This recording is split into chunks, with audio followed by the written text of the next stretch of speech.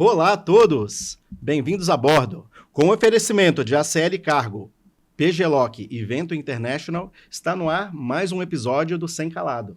Né? Meu nome é Emerson Dias e ao meu lado, como sempre, Evaristo Garcia. Aqui a gente sempre traz grandes personalidades da logística do nosso país.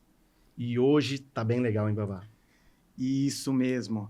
Mas antes de mais nada, peço que todos se inscrevam no canal, deixe o seu like e ative as notificações. Temos mais uma mulher aqui na nossa bancada e ela tem uma carreira impressionante. Vocês não perdem por esperar essa entrevista. Pois é, uma das grandes executivas do nosso país. É com muito orgulho que a gente tem aqui a bordo Maryanne Amorim. Seja bem-vinda. Bem-vinda. Depois dessa apresentação, eu tô até achando que eu tô com síndrome do impostor aqui. É isso. Não, mas obrigada. Obrigada, Emerson. Obrigada, Evaristo. É um prazer enorme estar aqui com vocês hoje. Tá. E a gente vai contar bastante coisa, principalmente sobre a tua carreira, né? Sobre as várias fases que você passou. Mas antes de mais nada, eu queria que você fizesse uma apresentação básica. Quem é Maryanne? Beleza. Bom, eu, acima de tudo e fundamentalmente, eu sou mãe de 4 filhos, todos adultos.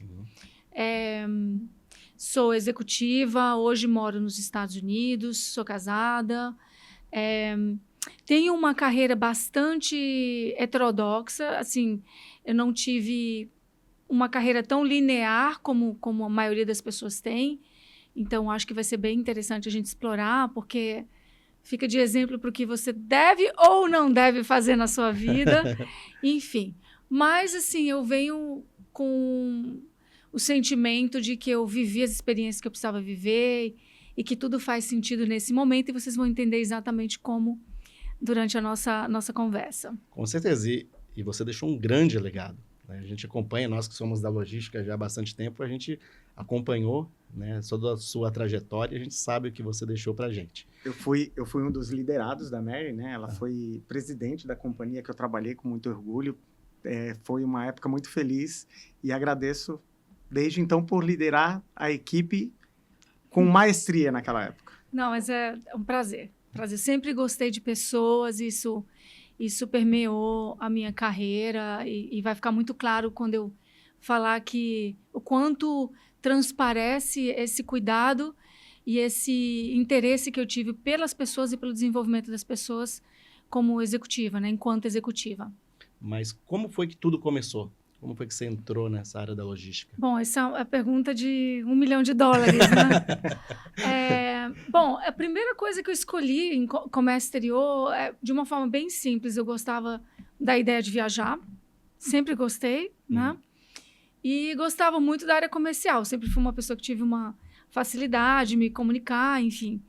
E aí teve a primeira turma do Mackenzie de comércio exterior. Eu falei, bom, eu acho que é isso aí. Fiz vestibular, passei, entrei. O meu primeiro trabalho foi, já engatando aqui, né, um pouquinho na minha carreira, foi na refinações de milho, na área de exportação. Logo em seguida, eu entrei para o armador, que hoje não existe mais, porque foi comprado, a Crowley. Sim. Mas o pessoal mais antigo deve lembrar, né?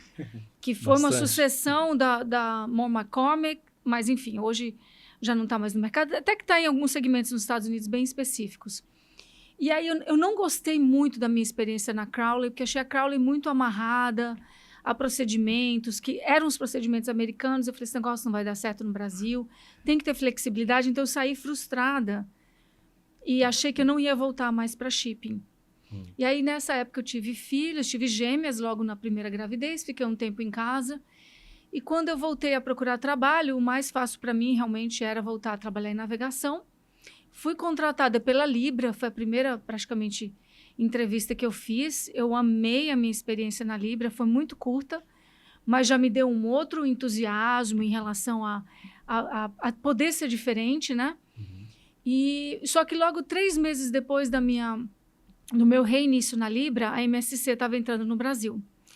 E o meu ex-chefe na Crowley me indicou para, na época, o diretor comercial da MSC, e falou, olha, só te indico uma pessoa, que é a Mary, E aí começaram as minhas negociações com a MSC. Enfim, eu acabei saindo da Libra, entrando na MSC. Eu tive a sorte de entrar quando nós éramos 8 pessoas. Ainda não tinha nem escritório. Fui fazer entrevista no escritório de uma outra empresa. E foi muito bom eu estar naquele momento, quando a empresa começava. Acho que fez um diferencial muito grande. Quem era o diretor na época? O meu diretor na época era o Carl Samuelson. Sim. Legal.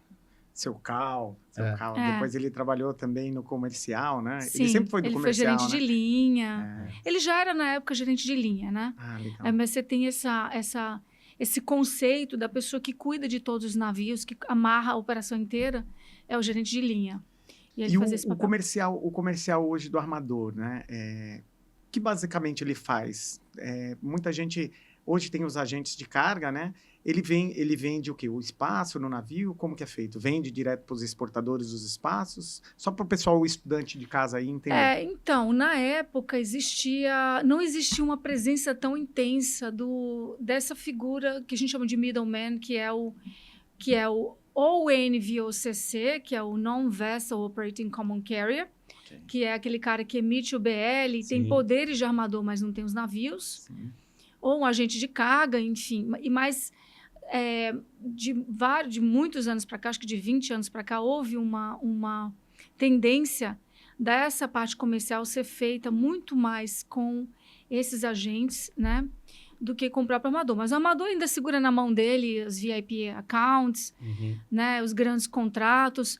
Mas como eu estou afastada já há um tempo desse universo, pode ser que muita coisa tenha mudado, eu não estou sabendo. Então, essa é a minha percepção do momento, é que hoje tem uma presença muito intensa dos agentes de carga e dos NVOCCs nas negociações de frete. E tem crescido bastante, né? Esses agentes, a gente percebe que o número aumentou. Antigamente você tinha alguns players grandes, né? A DHL, KN, né? A Schenker. Hoje você vê que tem bem pulverizado, né? Mas isso é cíclico, depende muito da política de frete, do momento, né? A gente vê que uma pandemia, ela mudou muito a matriz de frete dos armadores.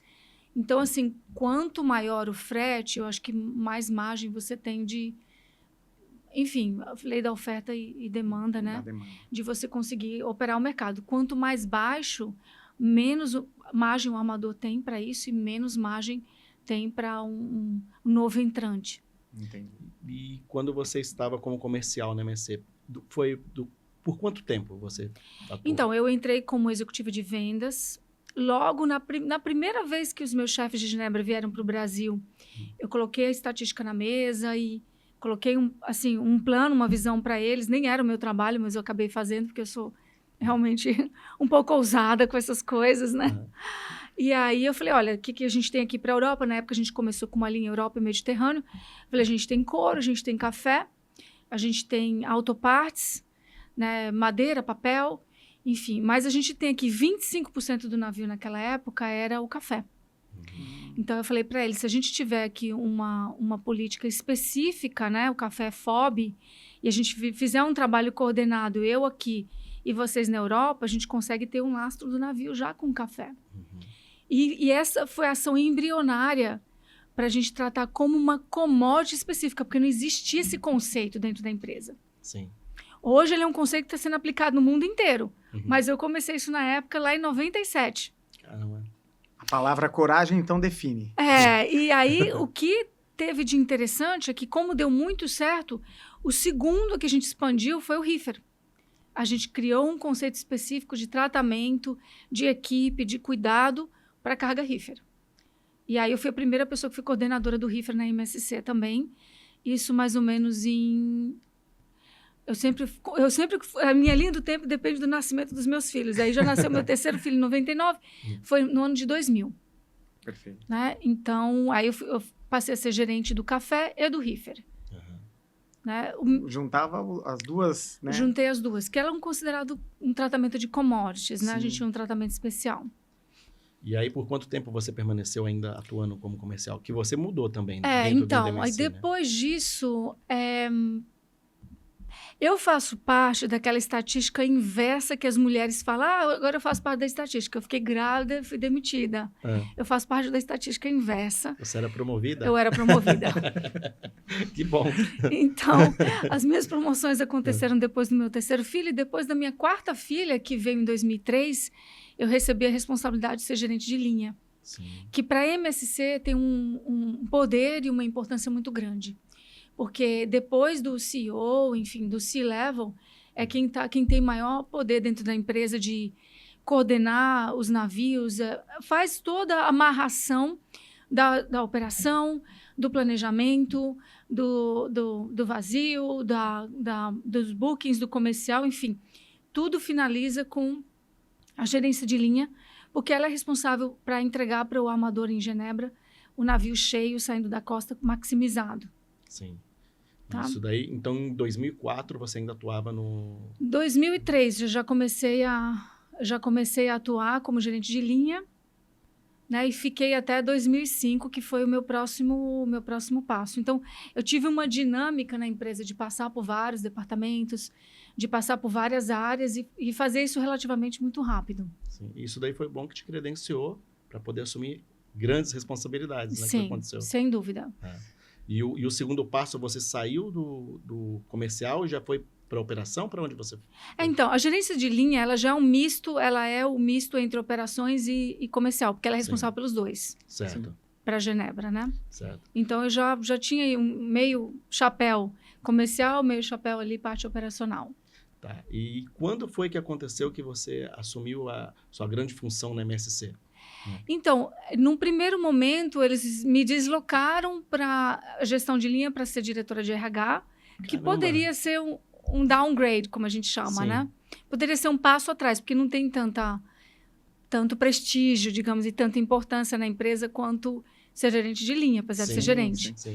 Só que foi um passo preparatório para eu entender o que estava acontecendo na empresa, enfim, para eu assumir maiores responsabilidades. Naquele ano, em 2005, eu já comecei a fazer parte do conselho da empresa também. Legal. Nós éramos 3 pessoas que foram promovidas a participar do conselho, e eu fui uma delas, né? Então, já começou ali meio que eu imagino uma fase de teste, assim, para ver como me comportaria no nível mais estratégico, né? Preparatório ali, né? Preparatório. A parte do RH, até para conhecer também o teu staff, todos os departamentos. Lógico, já conhecia, né? Mas se aprofundar, acredito eu.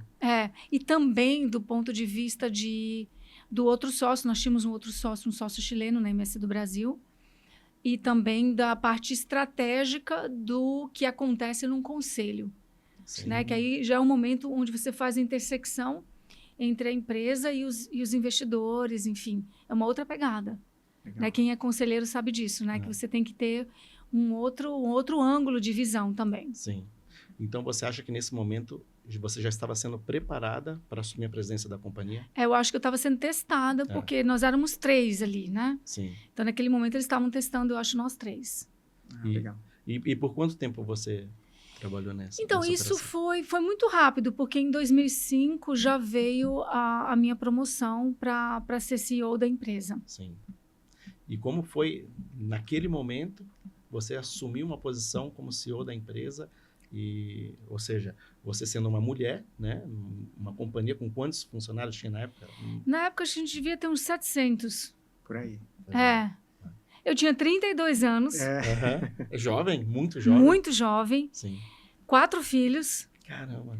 e fui a primeira mulher a assumir essa posição dentro da MSC no mundo. Sim. E foi logo depois veio uma crise, né? Teve uma crise na Coreia, Japão. Não, isso foi posterior à crise. Ah, Aliás, foi a crise posterior. ela me ajudou nisso, porque eu fiz uma gestão muito bem feita de crise.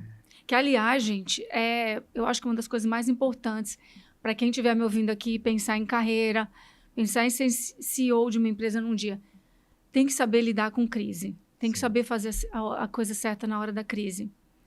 E, principalmente, gente, ter visão de longo prazo. Por quê?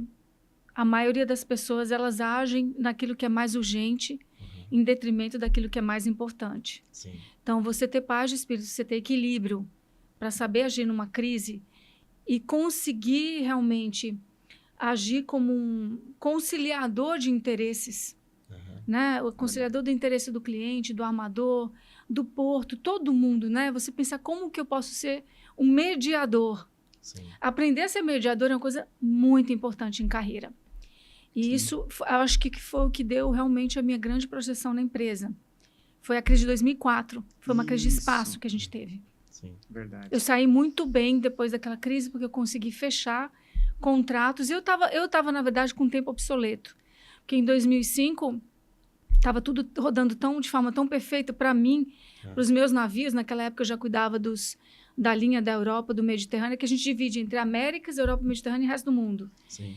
Então, já estava tudo tão tranquilo que eu acho que a Mary está com muito tempo livre aí, vamos dar outra utilidade pro tempo dela. Eu lembro dessa fase que foi um crescimento da frota de reefers, né? Eu trabalhava no departamento do reefer e teve um crescimento e teve vários clientes que foram conquistados, vários bids, e aumentou demais a demanda dos reefers da MSC. Eu lembro da Dux Frango Sul, quando teve veio para a MSC, aí teve a junção da BRF, né, que era Sadi Perdigão, também foi um outro contrato que a MSC pegou. Então, foi esse tratamento que fez com que passasse ali em maré mansa. Na verdade, o backstage aqui foi o seguinte, no meio daquela crise de espaço e de equipamento, eu fui para Genebra e consegui convencer Genebra a dar mais 7 navios para o Brasil, no meio da crise. Então, aqueles 7 navios adicionais e todos os equipamentos, enfim, nos colocaram numa posição muito estratégica durante a crise. E ali eu pude garantir para os principais clientes a segurança do transporte da carga, quando todo mundo estava deixando carga para trás.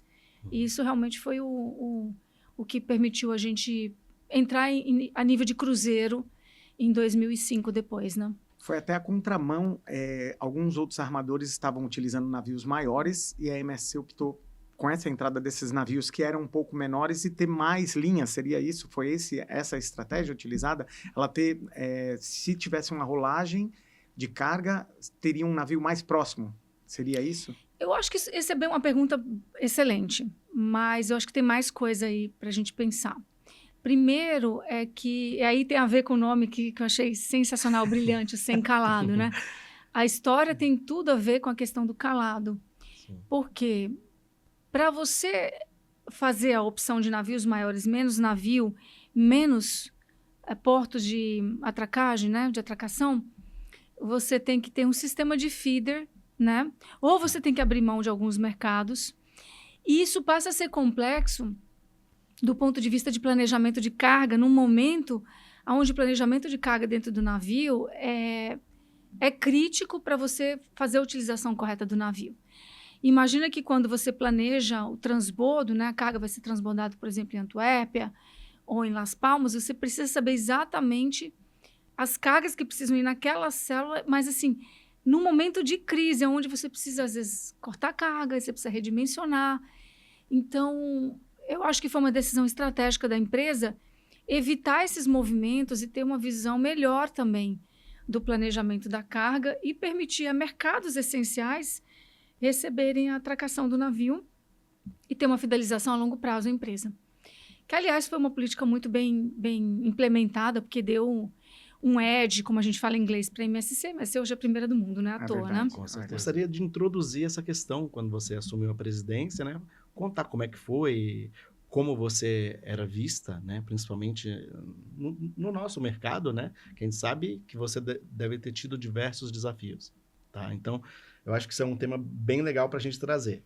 Só que, antes, a gente vai fazer uma pausa de 1 minutinho, só para a gente fazer a apresentação dos nossos apoiadores, que nos ajudam aqui a fazer esse podcast, né?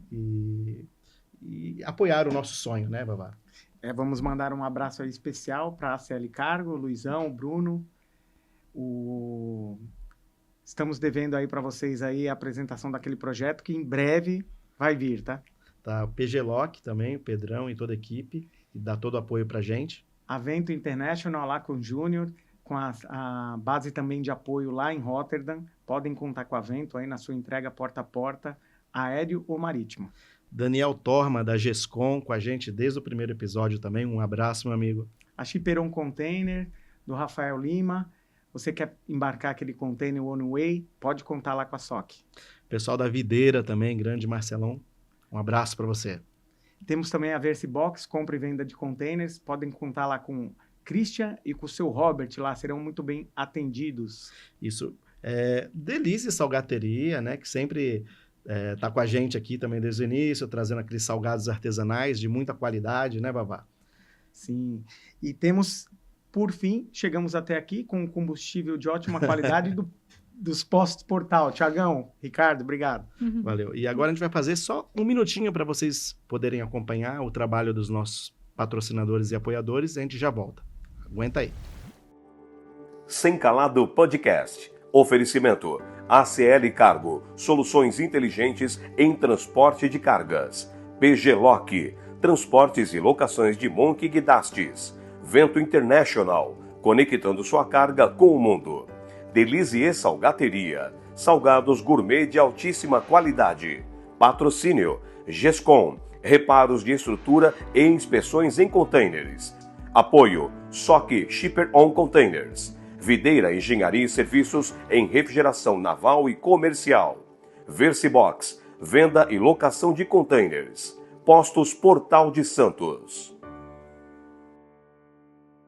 Potencializar seu negócio para o mundo nunca foi tão fácil.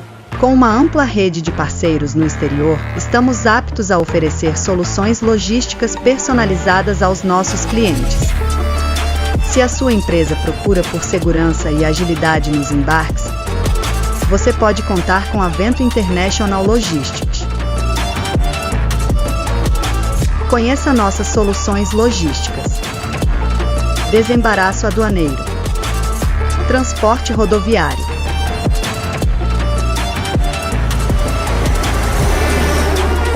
Transporte ferroviário. Transporte marítimo. Transporte aéreo. Com mais de 10 anos de mercado, somos especialistas no transporte de cargas em todo o mundo. Vento International Logistics, conectando sua carga ao mundo. Estamos de volta, então, com Mariane Amorim, que foi a primeira executiva a ser presidente da MSC, que atualmente é o maior armador do mundo, né? Estávamos falando aqui nos bastidores, né? Como foi essa experiência, ela sendo uma mulher, assumir essa posição tão importante, né? E como era essa relação com... Você tinha mais de 700 liderados, né? Como foi isso? Então, eu vou ser um pouco polêmica aqui, mas dentro do que... Sendo fiel à minha autenticidade, sim, a quem eu sou, sim, né? E já assumindo a polêmica, mas dando um recado aqui, eu acho que tem muita poeira, muita fumaça também nesse sentimento que a mulherada tem hoje em dia de que não tem chance, que o ambiente não é adequado. Eu acho assim, quem quer, cria, faz, né? O mercado, ele privilegia, ele recompensa resultado. O mercado, ele pensa em dinheiro. O mercado, ele não pensa se você é mulher ou se você é homem. O mercado quer resultado. Agora, tem ambientes que eles realmente são mais hostis. Se você incorporou esses valores do ambiente, que eu acho que isso é importante também, e ainda assim você não teve oportunidade, então muda de ambiente, mas vai lá e faz. Porque tem os ambientes que vão recompensar. Sim. A MSC foi um desses ambientes. Uma empresa que, assim, o negócio dela é um negócio que é fundamentalmente masculino. Hoje é uma empresa que tem muitas mulheres em muitas áreas de comando, né? Mas na época era uma novidade, mas era uma empresa que ela, acima de tudo, ela quer ver quem está fazendo. Sim. Quem está trazendo o resultado. Certamente. E é interessante porque quando os meus chefes de Genebra vieram e me deram um cargo, né, a gente estava sentado numa mesa, eu nunca esqueci disso. Eles falaram, Mary, tem uma coisa que fez a gente dar para você essa oportunidade, que te define, uma palavra, que é coragem. Legal. E quantas vezes eu não tive coragem de colocar minha cabeça na guilhotina e defender o interesse da empresa? Porque assim, você quer crescer, você não pensa no seu interesse, você não pensa no interesse do seu amigo, você não pensa em politicagem, você pensa naquilo que é melhor para a empresa. Justamente. E se você tiver uma empresa boa, que ela tem futuro, e a MSC se provou ser uma empresa assim, ela vai te recompensar. Correto. Então, eu acho assim, para a mulher que está aí, vai lá e faz, cara, porque a história da evolução da mulher não foi feita por mulheres que levantaram uma bandeira de feminismo, enfim, não que eu não seja feminista, eu não seja, nem entro nesse mérito, mas foram mulheres que foram lá e fizeram. Justamente. Joana Dark, Marie Curie, todas elas estavam estavam cagando se elas eram mulheres ou não eram. Elas tinham um ideal, elas tinham uma visão, elas tinham uma força, elas tinham um vetor. Elas iam lá e faziam. E a partir do momento que a gente começa a fazer e começa a ocupar essas posições, aí sim, você é feminista pelo exemplo que você tem, que você dá. Eu tenho 3 filhas mulheres. Hoje elas têm 28 e 21. Eu nunca tive que falar para elas que eu sou feminista, nem debater feminismo.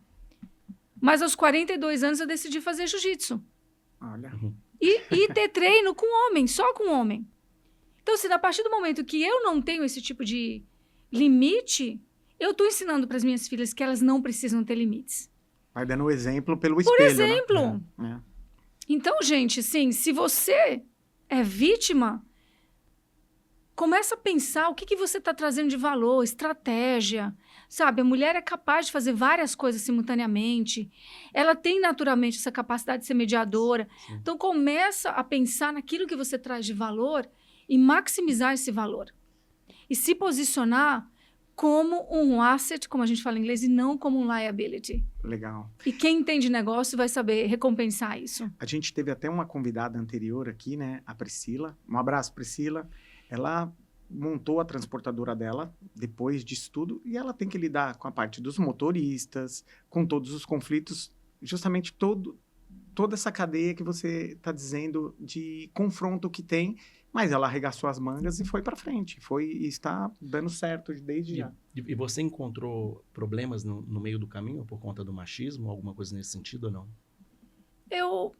Eu nunca nem me preocupava com isso, para ser sincera. Porque eu não ficava nessa noia que o pessoal tem hoje nem de gender, nem de machismo, nem de feminismo. Eu acho que se perde muito tempo com isso. Sim. Sim. Eu simplesmente olhava, esse aqui é um obstáculo e como que eu posso ultrapassar esse obstáculo. Sim. Mas não ficava colocando nome, é machista, não é machista. Quando você faz isso, você se vitimiza. Pensa na epítome do despoderamento, é você se colocar em posição de vítima. Você pode até reconheça o que aconteceu, sinta, se concilie com aquele sentimento. Acho que você não deve fugir do sentimento. Sim. Então, aconteceu, você foi vitimizado, reconheça, mas não fique na posição de vítima, porque isso não te empodera. Aliás, essa é a maior mentira e a maior pegadinha que existe em relação às mulheres para que elas realmente não se empoderem. Essa é esse discurso de vitimismo, tá? Essa narrativa. Essa né, narrativa, nossa, essa daí essa daí tá ganhando até hoje, gente. Então, não fique na posição de vítima. Mude o jogo, vire a mesa. Que legal. E sobre os novos projetos, aí o retorno, se quiser brevemente comentar a saída depois do shipping, a desmordida do mosquito, e depois agora essa volta aí, como que foi brevemente? Espero que não seja do mosquito da dengue, né? O mosquito do shipping, da logística. Então, aí, gente, o que aconteceu? Em 2008, eu decidi sair, não porque eu não gostasse da empresa, enfim, amo o MSC, tenho memórias incríveis, mas foi pessoal, meus filhos estavam numa fase que eu precisava dar mais atenção para eles, eu decidi mudar para os Estados Unidos, foi um momento de rompimento de relacionamento, enfim. E eu acabei dando uma guinada na minha vida, eu fiz um mestrado e fui para uma outra direção, que era a área de educação, e trabalhei alguns anos na empresa que distribuía a Lego Education no Brasil, na parte de tecnologia robótica. E, a partir dali, eu lancei a minha própria empresa, que era uma empresa social, chamada Pulpa, que era uma empresa que trazia metodologias para pais e mães em comunidades de baixa renda, para eles entenderem desenvolvimento cerebral, o que acontece nos primeiros anos de vida. E que hoje, na época, em 2010, ninguém falava disso. Hoje em dia é um assunto muito mais, assim, mainstream, como a gente chama, né? E aí eu pude, naquela época, eu chamei o BID, né, o Banco Interamericano de Desenvolvimento, chamei a Fundação Lego, né, eles se tornaram parceiros no projeto, e eu fui pioneira em desenvolver uma metodologia que fosse através do aprender, brincando, para pessoas com baixo nível de escolaridade, elas entenderem como elas podiam fazer usando os recursos da própria casa para desenvolver o cérebro dos filhos deles. Que legal. A capacidade que a gente tem de ser humano, né? Que legal. Dentro de casa. Dentro de casa, em ambientes informais. Tanto nas creches também, tanto para educadores informais quanto para pais e mães. Que legal. E esse projeto, ele ainda existe esse projeto? Ele não existe porque ele está adormecido, porque financeiramente eu coloquei muito dinheiro do meu bolso. Na época não tinha política pública, as políticas públicas só aconteceram em 2018. Eu comecei em 2012. Então eu cheguei em 2018 já exaurida financeiramente. E eu falei, agora eu tenho que fazer alguma coisa, tenho que voltar a ganhar dinheiro. Né? E aí foi quando eu decidi, enfim, eu fiz um curso de coaching na Georgetown University. Eu tinha muitos anos de liderança, muitos anos estudando neurociência, desenvolvimento cerebral. Coaching era uma coisa natural para mim. Durante toda a minha trajetória, eu já fiz isso, né, sem saber o que eu estava fazendo. Sim. Eu preparava as pessoas, eu ouvia, eu ajudava as pessoas a crescerem. Então, foi natural eu me tornar coach de executivos. Isso é algo muito valorizado nos Estados Unidos, né? Sim. As certificações são poucas, de grandes universidades, então tem uma importância muito grande, né? Que legal. E essa volta para o shipping, aí, com produto inovador, tem toda uma logística por trás disso, né? Parceiros aqui no Brasil. Então, hoje eu estou envolvida com a iMonitor, que é uma empresa assim, que desenvolveu uma tecnologia no Brasil, que única inovação realmente a gente patenteou, que é um lacre eletrônico passivo, ele não é ativo, não tem bateria, com dupla tecnologia de radiofrequência, NFC e RFID, e de single use, de apenas um uso, então ele é descartado no final da viagem. Como que isso aconteceu? Isso foi um dos presentinhos que eu ganhei através do coaching.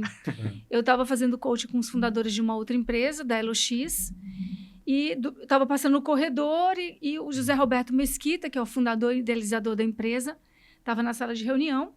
E, na época, um dos dois sócios da empresa, o Hélio e o Marcos, me chamaram para conhecer ele.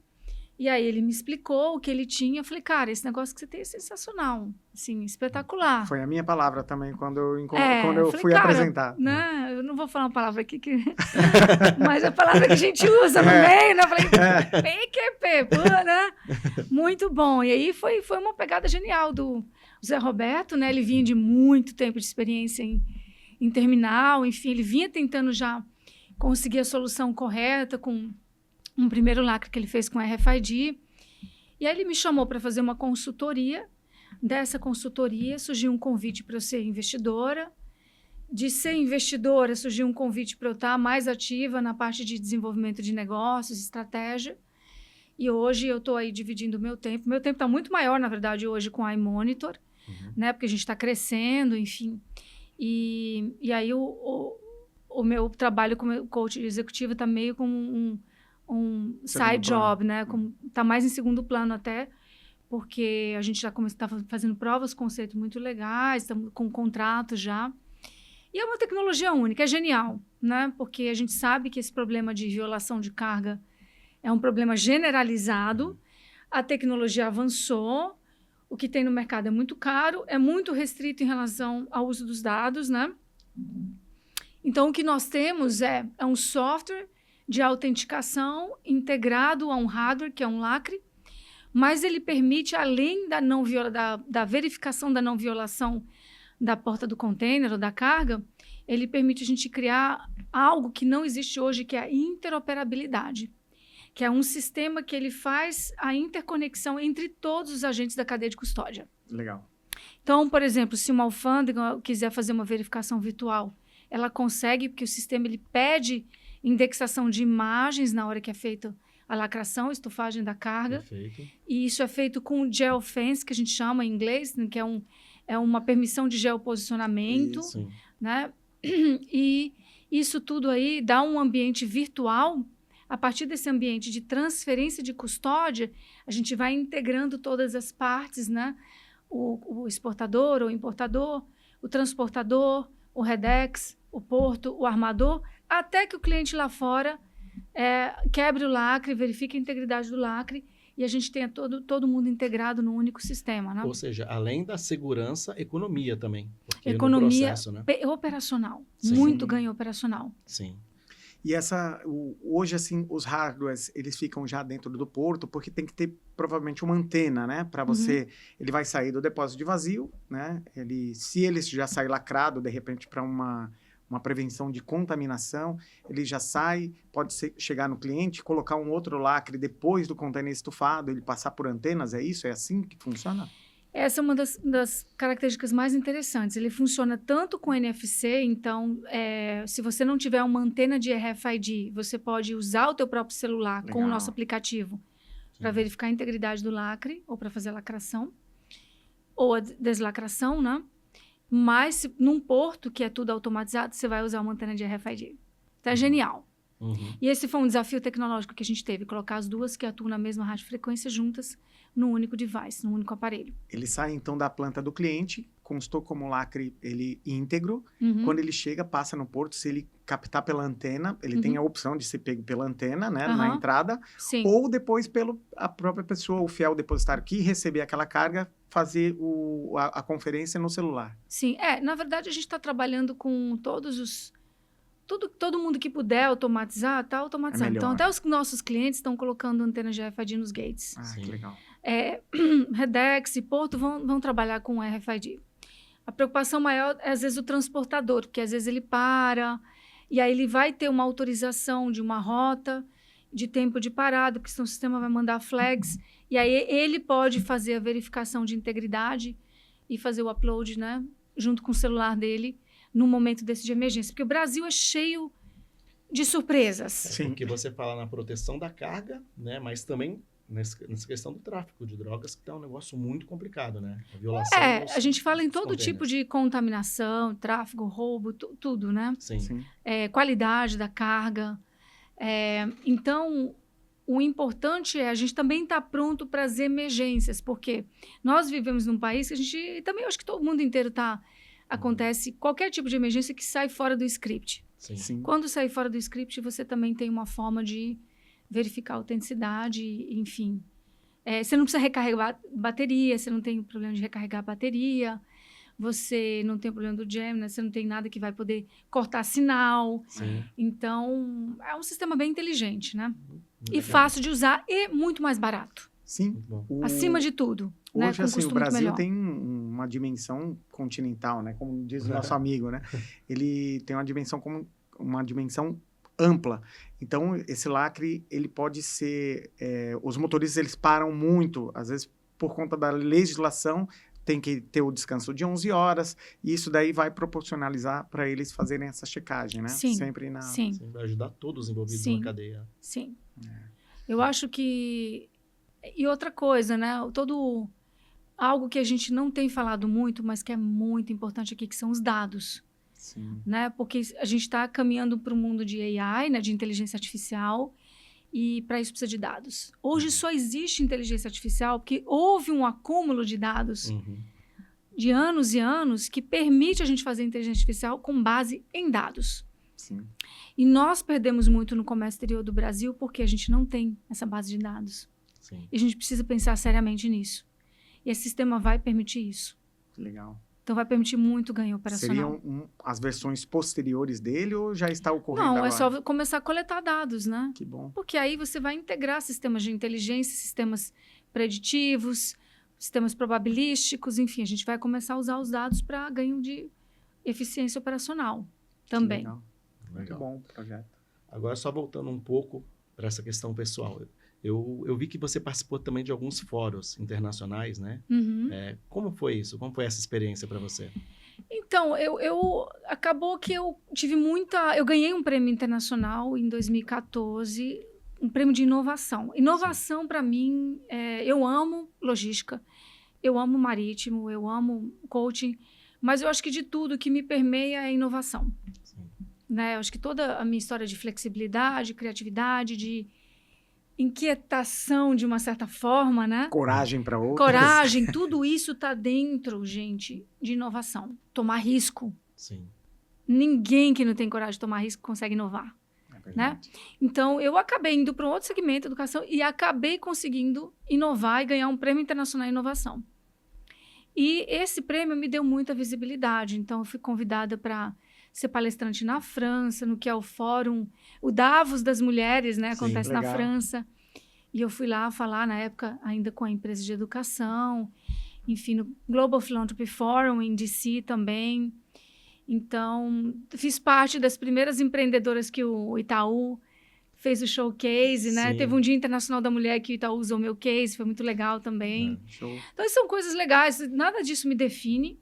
Eu não sou uma pessoa que eu dou tanta importância a isso. Sim, Mas são cerejinhas no bolo que a gente vai colecionando. Porque a gente passa por muito perrengue, sim. a gente passa por muita dificuldade, não foi um caminho fácil até agora, né? Mas também tem as suas recompensas, né? É verdade, né? É bom sempre ganhar um agradinho, Tem alguém né? te esperando no aeroporto, né? É saber que Em alguém Paris, está com te teu vendo. nome lá, você ser palestrante no evento. Você fala só, beijo de novo, né? Sim. Não, mas Isso é muito bom. Mas é muito legal. O reconhecimento ele é muito importante. Né? É. É uma forma, como você falou, a cereja do bolo, para recompensar por tudo aquilo que você batalhou tanto para conseguir. É. 4 filhos e mesmo assim nada disso foi obstáculo para você. Então, É. é uma história muito, muito legal essa história. É. A maternidade ainda é a coisa mais difícil de tudo, tá, Sim, gente? Que não tô falando sim. que é fácil, não. Sim. Não me entendam mal. Maternidade é... Maternidade é o mais difícil que... Você né? tem que fazer tudo, né? Administrar, Tem que ser psicóloga, tem que ser psicólogo, economista. tratar É. conflitos, né? Sim. Entre outros. Mas, gente, olha, e também já puxando um pouquinho o meu viés de coaching, eu acho que na vida a gente tem que pensar na nossa própria narrativa e na nossa própria história. E pensar, isso aqui faz sentido na minha história? Porque em algum momento parece que não faz sentido. Uhum. Mas depois as coisas se juntam de uma forma e potencializam que é quase um milagre. Uhum. Né? Então, hoje eu posso contar com esse arcabouço de experiência, né? A gente fala muito em coaching no Body of Concepts, né? Por quê? Porque eu me permiti viver experiências. Hoje eu tenho um arcabouço de experiência de chip, eu tenho um arcabouço de experiência de ter entrado num outro mercado, tenho um arcabouço de experiência de ter me exposto a viver num outro país, a entender outra legislação, enfim, a ter experiências como palestrante internacional. Tudo isso me torna uma pessoa rica Uhum. em experiências. E no fim, o que vai contar, gente, são as histórias que nós temos para contar. Com certeza. Mais do que o cargo, do que... Sabe? São as histórias, é isso que nos faz, é isso que nos representa, Uhum. né? Aproveitando, então, já que ela foi na parte da história, tem algum caos aí, alguma história que seja relevante para ser contada, desde que a gente não possa sair preso daqui, né? A gente já contou Porque algumas aqui. esse daqui contou uma história, uma vez fez uma brincadeira no Porto lá, colocou maisena dentro do saquinho e escreveu que ela antraz, quase que a gente ficou apreensivo aqui. Tem alguma história legal dessas viagens, assim, que seja relevante? Gente, de causa, assim, não, porque acho que o meu limite para considerar causa é muito alto, né? Teria que ser... eu tenho uma história meio hardcore para contar. Isso, essa é boa. Que assim, uma vez eu estava num dos navios da MSC de cruzeiros com os meus filhos, e a Sara, mais nova, era muito pequenininha, ela tinha 3 anos. E na época não tinha ainda essas pulseirinhas de identificação. Pois ela não resolveu sair para passear nos corredores do navio. Ela saiu no meio da madrugada, ela sempre acordava de madrugada, né? Ela decidiu sair às 3 horas da manhã. E você fechava a porta do navio por fora, ela não abria mais. É verdade. Então ela teve força para abrir, na hora que travou, ela ficou do lado de fora. E foi passear sem identificação, sem nada, no meio da madrugada. E andar em andares, enfim. A sorte, olha a mãe louca que eu sou, gente, não siga o meu exemplo. É que eu fiz ela decorar, não o número do quarto, mas ela decorou pelo menos o final do quarto. E eles conseguiram identificar o andar onde ela estava, enfim, fizeram uma triagem e conseguiram chegar até mim. Porque ela foi encontrada no navio de madrugada, sozinha, aos 3 anos de idade, mãe louca. São muitas cabines, né? São Depois muitas. disso veio o meu ex-sogro, ele era uma pessoa muito próxima ao dono da empresa, né? E aí ele foi e contou, que é neta dele, né? Foi lá e contou a história. Eu falei, nossa, não acredito, precisamos fazer um sistema de identificação. E foi daí que começou? Eu acho que foi daí dessa história. Caramba, que aconteceu. Cara, Que legal. Porque ela foi o boi de piranha, né?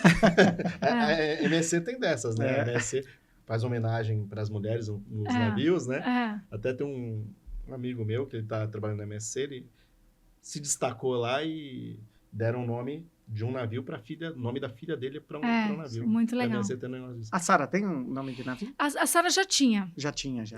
Na verdade, todas elas já tinham. Ah, já todas porque já são nomes comuns até comuns, para... né? Até você falou de cruzeiro, foi na gestão dela que teve aquela mega festa para os funcionários da MSC no Sim, no foi navio? eu que organizei aquela Foi, festa, é. na verdade. Nossa, E como aquela foi isso festa aí? foi- Todo Eu mundo fala organizei. até hoje. Tem quanto tempo De que quebrar a banca, né? Como diz. Eu organizei aquela festa, foi um pouquinho antes de eu sair. É. Eu até voltei para a festa, porque eu saí em setembro e a festa era em outubro. Sim. Então eu voltei para aquela festa. Foi muito legal, né? Pô, mas que ideia, Nossa, né? aquela festa foi sensacional. Foi sensacional. Aproveitar que o navio já estava aqui fazer a confraternização foi espetacular. A ideia. Essa parte de ousadia eu tinha, né? Manda o navio pra gente fazer uma festa. Vamos fazer um prédio espetacular em Santos. e o Primeiro navio- Triple A de verdade, Santos. E o prédio também, né? O prédio também. Pô, conta Prédio- a história do prédio, então. o prédio foi o primeiro Triple A, né? É. E ele foi uma batalha, porque na época que eu coloquei o projeto para Genebra estava fazendo a sede, eles estavam mudando de um prédio menor Sim. para um prédio grande e reformando. E o meu prédio estava ficando mais luxuoso que a sede dele. Aí ele olhou para mim e falou, Mary, esse negócio, esse prédio aqui tá luxuoso demais. E eu que vou pagar a conta? Não. Por que você não. tá fazendo esse pé direito duplo aqui? Por que você não aproveita o espaço para... Eu falei, não, eu tô indo aqui aproveitando todo o espaço livre que a legislação dá. Não, Enfim. mudou o panorama, né? Foi o primeiro Triple A. Foi o primeiro. Foi o primeiro com heliponto para bimotor. Sim. Antes disso, o Santos não tinha. Sim. Foi o primeiro com 3 subsolos. A gente mudou a legislação com o Papa, na época que era o prefeito. Sim. Sim. A legislação para vagas de subsolo, porque a legislação que tinha, eu ia ter que construir 5 subsolos, era impossível. Nós usamos uma tecnologia, como tem lençol freático, Sim. a gente usou uma tecnologia de contenção de lençol freático com 4 máquinas de bombeamento que depois eles usaram na BTP. Ah, verdade. A mesma Legal. tecnologia. A gente usou primeiramente no prédio. Porque são 3 andares para baixo, né? São 3 São 3 subsolos. andares, mas o lençol freático tá, acho que 1,5 m já, é bem, já, bem sim. raso. E assim, eu tive o privilégio, eu usava o estacionamento quando eu fui promovido a coordenador, tinha direito à vaga, né? Muito obrigado, né? Tinha direito à vaga, então é sempre bem seco. O prédio que eu moro hoje tem Tem que ser seco, tem que ser seco. então, o prédio que eu moro hoje, de uma construtora boa de Santos, mas ele tem casos de minar água, sabe? De Sim. aparecer pontos de água É. do lençol freático, mas o da MSC não tinha. Não, porque ele tem um prédio, ele tem um aparelho de bombeamento e tem 3 de shadow. Ocorreu um problema, um vai para o segundo, um tem o terceiro, um tem o quarto, que ele está bem... Muito legal. É. A construção, os elevadores inovadores também, né? Que foi... Quanto tempo demorou para ser construído? Foi 1 ano e pouco, não foi mais que isso, não. Foi Eu lembro que muito ficou rápido. 5 meses, 6 meses só na fundação. E o pessoal falava, eles não têm dinheiro para construir. Porque a fundação realmente era o mais complexo. Porque eles passavam, só via um buraco cada vez maior, né? Aí eles acharam que tinha uma obra que não estava acontecendo nada. E depois, quando foi rápido, Foi né? rápido, assim. É. E assim, ficou de muito bom gosto. Eu lembro quando a gente mudou, foi em 2009, né? A equipe saiu lá do prédio da Senador Feijó, 14, e foi para lá. Nossa, foi um baque total, assim, de Sim, questão sim. de escritório. Foi né? Foi um no país upgrade grande. inteiro, né? No No país país inteiro. inteiro, na realidade. É. Virou uma referência. Tanto é que hoje todos os outros armadores investem, né? Nessa questão. Sim. A sala de reunião Vila Belmiro, né? Eu lembro que tinha as Esses camisas de nomes jogador. já não fui eu, Ah, não, já tá? não foi, tá. então Aí tá. não fui eu que dei Senão esses ia nomes, ser não. do Corinthians. Não, aí eu não sei se eu daria nome não, acho que seria uma coisa mais feminina. Tá. Ficou legal, ficou muito bom. Ficou bom, né? Porque tem a camisa do Pelé, ficou Legal, bem não, legal, show. toda preto e branco. Ficou referência legal à mesmo, cidade, ficou legal. né? Ficou... Mas eu idealizei as salas naquele ângulo com os vidros. Esse teve boa parte da minha idealização lá. Eu quero a sala de reunião aqui, quero esse vidro fazendo a intersecção entre o quinto andar. Foi Foi muito bom. muito legal. Foi um tesão fazer aquele prédio. sim. Muito bom. Muito legal mesmo. E, bom, na realidade, eu acho que ela deve ser a mentora de muitos, né? Deve ser com referência para muita certeza. gente. Nossa. Mas, queremos saber, para você, uma referência profissional na tua carreira aí? Ou alguém Quem que você você queira lembra? homenagear. Olha, para mim foi o meu chefe, o André Agostinelli. É. Legal. Ele foi uma pessoa que, desde o começo, ele me deu muita autonomia, sempre. Ele confiou muito. Eu não consigo trabalhar sentado do lado de pessoas que confiam, realmente. Eu acho que confiança é fundamento para tudo, e eu tive essas pessoas que confiaram em mim, me deram autonomia, acreditaram, assumiram junto ao meu lado, né, nas crises, nos momentos, enfim. E ele foi um exemplo disso, né? Ele fica para mim como a pessoa que mais me ajudou na minha formação profissional. Que legal. E hoje ele ainda está na MSC? Não, ele saiu, ele hoje é sócio de uma empresa de logística na Europa. Legal. A VI Logistics, né? Mas é um cara... Quem trabalhou com ele tem um carinho enorme, uma pessoa espetacular. Que legal. As reuniões pegavam muito ou era tranquilas lá? Tinham reuniões anuais, eu lembro que sempre o pessoal se preparava. As reuniões sempre eram difíceis, né? Mas ele sempre foi uma pessoa, primeiro, muito inteligente, ele sabia argumentar. E ele sempre foi uma pessoa que ele esteve muito presente, né? É diferente você ter uma reunião difícil com alguém que ela não é hands-on, como a gente fala em inglês. Ela não tá lá junto com você lutando. Sim. Aí a pessoa só vem cobrar resultado e ela não está envolvida para saber o problema, a sua dor. Ele sempre era a pessoa que ele estava envolvido naquela dor. Sim. Ele sempre estava lá junto, tentando resolver. Então, por mais que ele cobrasse, era muito firme em cobrar, ele era parte da solução. Legal. E isso fazia toda a diferença do mundo. Sim. Você não Nossa, sentia e como? sozinho, né? Você não sentia que tinha alguém contra você. Você tinha alguém que estava tentando te impulsionar, pegar o melhor de você para crescer. Legal. Então, tinha sempre essa boa intenção, né? Não estava te pressionando contra a parede, sim tentando te ajudar a atravessar aquilo. Né? Importante, importantíssimo. Agora, tá quase chegando no final, né? Sim. Me fala pra gente sobre os novos projetos. São tantos, né? Então, para mim, é muito claro, né? A iMonitor, ela tem um produto que ele vai ser global, né? Então, nós estamos fazendo patente internacional e eu quero desenvolver fora do Brasil, na verdade, o projeto, né? Nesse momento, eu estou muito aqui no Brasil, cuidando, né, do lado do José Roberto Mesquita. Sim. Mas a minha ideia é ser a pessoa internacional do projeto, até porque eu ainda moro nos Estados Unidos, né? Sim. E eu estou muito, muito, muito entusiasmada. Porque é algo, assim, é uma inovação, é uma quebra de paradigma. Todo mundo estava pensando na solução do outro lado. Não tem nada igual nem nos Estados Unidos. É verdade. Então, assim, eu tenho convicção que eu estou fazendo parte de uma outra história que vai se somar à minha narrativa, Sim. que para mim faz todo sentido. Sim. Né? Legal. E eu quero deixar isso como legado para as minhas filhas também, né? Porque, para mim, o que importa no final, que legado é esse que eu estou dando para os meus filhos, em primeiro lugar, né? Legal, muito Legal. bom. Mais uma coisa eu vou te pedir, já usando o teu lado coach. Aqui tem muitos estudantes, né, de logística que acompanham, né, até para aprender. E você, até pela tua carreira profissional, você atingiu o ápice da carreira logística, né? O que você poderia dizer para esses alunos, esses futuros profissionais, como eles devem atuar para poder crescer nesse ramo? Olha, a primeira coisa que as pessoas não estão... Tem que tomar muito cuidado, não estão percebendo, eu não diria nem só para eles, é desenvolver pensamento crítico. Tá vindo AI, tá vindo inteligência artificial, tem muita gente pensando por nós. Tem todo o sistema de seguidores, né? A gente é seguidor ou a gente tem algum sistema pensando. Primeiro, pensamento crítico, né? Segundo, coragem de se posicionar, coragem de assumir risco.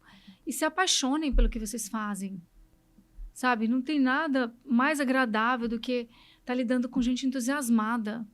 Sim. Eu sei que é devastador hoje o mercado de trabalho, se ganha pouco.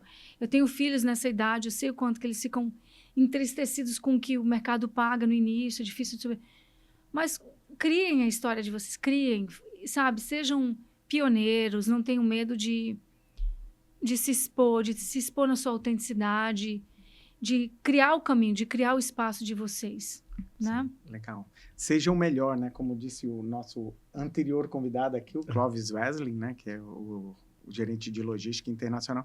Ele falou, seja o melhor no que você faz, que sempre vai ter o seu espaço. Então, isso daí é importantíssimo, né? E até isso que você falou, o teu ambiente de trabalho é você que cria, né? Sim. Então, eu sempre falo para minha equipe, eu não saio de casa todo dia para chegar num ambiente desconfortável.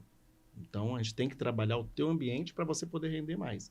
Então, se você tem um ambiente confortável, com pessoas que querem estar junto com você, com bom humor, né? Sim. Isso com certeza te leva a você crescer, seu trabalho ser muito mais produtivo, né? Sim. E valores, né? O mercado, gente, é pequeno. Apesar do mercado ter crescido, o mercado é pequeno. Você quer ser uma pessoa que você tem credibilidade. Sim. Credibilidade é tudo, né? Assim, eu posso sair do mercado de shipping por 2000, quase 20 anos. Mas eu tenho credibilidade. Minha credibilidade ninguém tira de mim. Sim. Né? Que eu construí com os meus clientes, com os meus fornecedores, com os meus funcionários, com os meus superiores.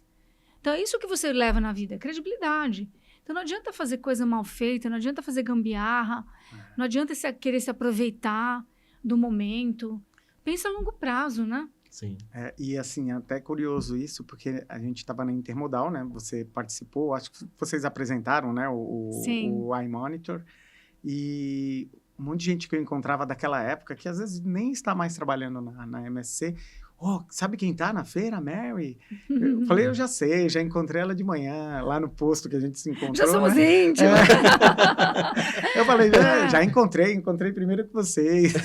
Foi muito legal. É isso que você falou, da criação da história, né? Dentro Sim, nós estamos na era da narrativa. Sim. Nunca antes na história da humanidade a gente esteve tanto na era da narrativa como nós estamos hoje. E eu convido vocês a pensar na sua própria narrativa. Pense na sua narrativa. Que história é essa que você vai querer contar quando você estiver lá mais na frente, se aposentando? Ou até no seu leito de morte, ninguém gosta de falar disso, mas que história é essa que você quer contar? Sim. Isso faz sentido para minha história? Né? Legal. Muito Não, bom. com certeza. Muito bom conselho. É isso aí, tá chegando no final. Passou muito rápido, né? Mary, sensacional sua história. Muito obrigada, já eu sabia amei. disso. Pra gente também foi muito legal. E isso vai né? ser só o primeiro, eu imagino que vai ter muita coisa legal Vamos ter a acontecendo. parte 2 Com também, se certeza. você assim aceitar. Não, quando a gente encontrar ela no Brasil, né? É verdade, é verdade. Também O tem. Brasil eu tô vindo com frequência, acho melhor. Mas quando tiver alguma coisa bem fora da caixa aí, Sim. eu puder contribuir de alguma Sim, forma, tem né? alguns eventos, tem o Master Rock que vai acontecer em Isso. agosto, então tem bastante coisa aí pra gente poder estar junto aí. Obrigado Legal. mesmo. Parabéns de pela coração. iniciativa de vocês, achei sensacional. Não tenho dúvida que vocês vão ter muito sucesso. E eu vou ficar muito feliz de ter sido uma das primeiras também, aí de novo pegando o Sim. trem Sim. de pioneirismo, né? Sim. Era Muito para você legal. ter sido a primeira mulher, né? Mas aí não casou a agenda, Mas né? tudo bem, Daquela eu não- vez. nesse aspecto eu tô Mas foi bem tranquila. representada pela Priscila. Foi muito bem bom, representada. legal. Estou feliz por ela. Não conheço, mas já estou feliz. Muito obrigado, Mary. Muito obrigada, obrigado gente. mesmo. E Obrigada. parabéns por toda a sua trajetória. Obrigada, tamo juntos. Pessoal, Bom. não esqueçam de seguir nas redes, deixar o like e ativar notificação, tá? Essa palavra toda hora trava aqui na minha língua, mas eu vou melhorar, prometo. É isso aí, pessoal. Então acompanhem todas as quintas-feiras episódio novo de Sem Calado. E vocês estão vendo, tá cada vez melhor, hein? Vem com a gente aí. Até mais. Até mais. Obrigada.